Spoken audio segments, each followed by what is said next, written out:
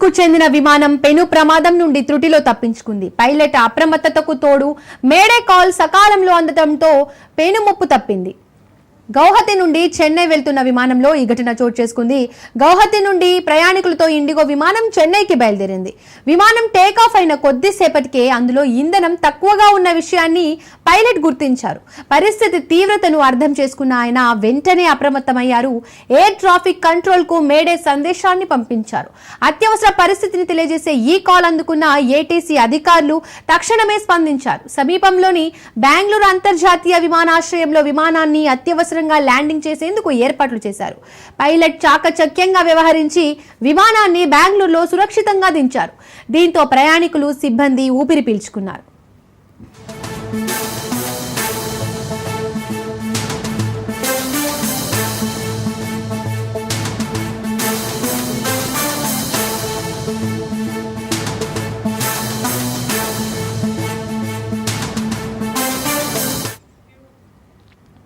IndiGo airlines కు చెందిన విమానం పెను ప్రమాదం నుండి త్రుటిలో తప్పించుకుంది. పైలట్ అప్రమత్తతకు తోడు మేడే కాల్ సకాలంలో అందడంతో పెను ముప్పు తప్పింది.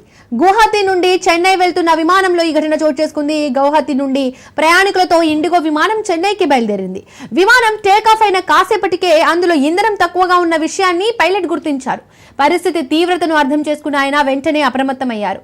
ఎయిర్ ట్రాఫిక్ కంట్రోల్ కు మేడే సందేశాన్ని పంపించారు. అత్యవసర పరిస్థితిని తెలియజేసే ఈ కాల్ అందుకున్న ఏటీసీ అధికారులు తక్షణమే స్పందించారు. సమీపంలోని బెంగళూరు అంతర్జాతీయ విమానాశ్రయంలో విమానాన్ని అత్యవసరంగా ల్యాండింగ్ చేసేందుకు ఏర్పాట్లు చేశారు. పైలట్ చాకచక్యంగా వ్యవహరించి విమానాన్ని బెంగళూరులో సురక్షితంగా దించారు. దీంతో ప్రయాణికులు, సిబ్బంది ఊపిరి పీల్చుకున్నారు.